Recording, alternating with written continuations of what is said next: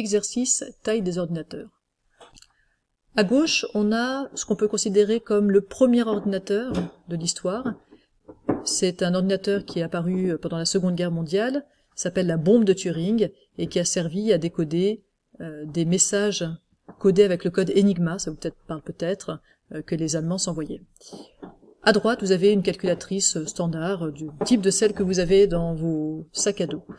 Alors on peut s'interroger sur les capacités de ces deux machines, et pour simplifier, on va se dire que elles ont des capacités comparables. Et nous, ce qui va nous intéresser, c'est pas tellement de regarder l'évolution des capacités des machines, mais l'évolution de la taille des machines dans le temps. Donc on passe de cette énorme machine qui prend plus d'une pièce, ou une pièce entière, à cette petite machine qui rentre dans vos sacs à dos.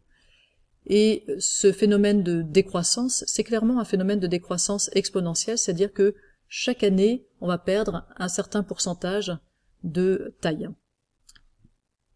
Alors, pour simplifier, on va faire très grossièrement, on va dire qu'en 1945, on avait un ordinateur qui avait un volume de 5 mètres cubes, c'est-à-dire 5000 décimètres cubes, et qu'en 2005, on a une machine de même capacité, on simplifie, et qui a un volume de 0,5 décimètres cubes.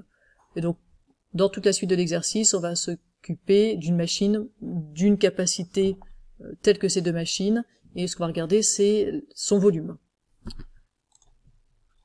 Alors, vous nous direz de quel pourcentage le volume baisse chaque année. Vous donnerez le volume de la machine en fonction du nombre d'années n écoulées depuis 1945. On essaiera de calculer le volume de la machine en 1950, en 1960, en 1970. On pourra essayer de prédire sa taille en 2050. Et enfin, on fera une représentation graphique de la fonction. Alors c'est parti. Pour commencer donc, on sait qu'en 1945, on a une machine qui fait 5000 décimètres cubes, et qu'en 2005, on a une machine qui fait 0,5 décimètres cubes. Et on l'a dit, on suppose qu'on se trouve dans un phénomène de décroissance exponentielle, c'est-à-dire que notre machine décroît d'un certain pourcentage à peu près constant chaque année. Ce qui nous permet de partir de notre formule de base simple, après égale avant fois coefficient puissance n, où on a un coefficient bien sûr de décroissance. Alors notre après, c'est les 0,5 décimètres cubes en 2005, notre avant, c'est les 5000 décimètres cubes qu'on avait en 1945, notre coefficient, on ne le connaît pas, c'est ce qu'on cherche, c'est-à-dire notre coefficient qu'il faut appliquer chaque année, et notre puissance n, on le connaît, c'est le nombre d'années entre 1945 et 2005, c'est-à-dire 60 ans. Donc en fait, on veut savoir quel doit être le coefficient pour que 0,5 soit égal à 5000 fois coefficient puissance 60. Le coefficient est sous une puissance, donc il faudra à un moment utiliser une racine, mais commençons par diviser par 5000. On obtient donc 0,0001 égale coefficient puissance 60, c'est-à-dire qu'en gros, je veux savoir quel doit être le coefficient appliqué 60 fois de suite pour faire quelque chose qui est 10 000 fois plus petit.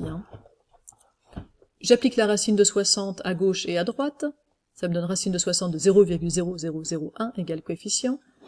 Je peux calculer, ça fait à peu près 0,858. Je n'ai pas tout à fait terminé, puisque ce que j'aimerais, c'est savoir le taux et pas le coefficient. Mais je sais que le coefficient, c'est 1 moins t% dans un phénomène de décroissance, et donc il faut que mon 1 moins t% soit environ égal à 0,858.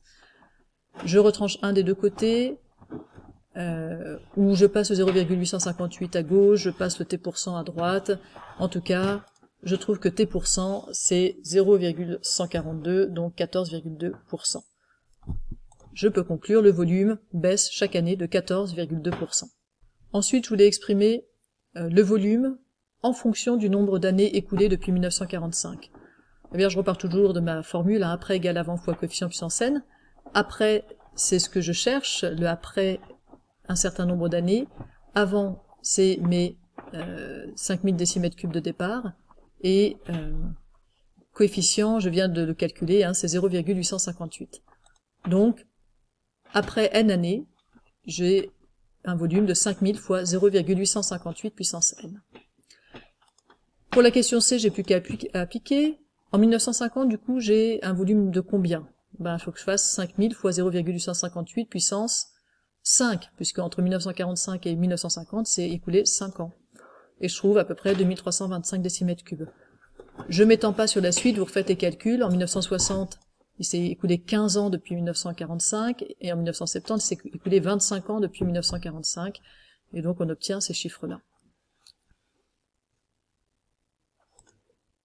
Question D, qu'est-ce qui se passera en 2050? Eh bien, en 2050, il se sera écoulé 105 ans depuis 1945, et si j'applique encore ma même formule, j'obtiens 0,005 décimètres cubes. Alors, maintenant, on voudrait la représentation graphique. Pour ça, on va faire un tableau de valeurs, et on va pas avoir besoin d'inventer des valeurs, puisqu'on en a plein avec les questions C et D. En abscisse, j'aurai le nombre n d'années écoulées depuis 1945, et en Y, la taille de l'ordinateur en décimètres cubes. Alors, après 0 année, c'est ce que j'ai au départ, c'est mes 5000 décimètres cubes. Après 15 ans, c'est ce que j'ai calculé en 1960, j'ai 503 décimètres cubes. Après 25 ans, 109.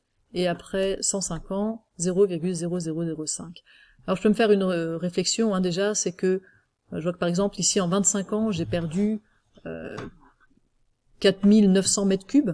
Alors que là, j'en ai perdu que 109 des mètres cubes. Mais évidemment, c'est en proportion qu'il faudrait comparer. Alors, allons-y pour la représentation graphique. À quoi ressemble la taille des ordinateurs en fonction du temps? Donc, je vois que je décroît d'abord très vite, puis de moins en moins vite.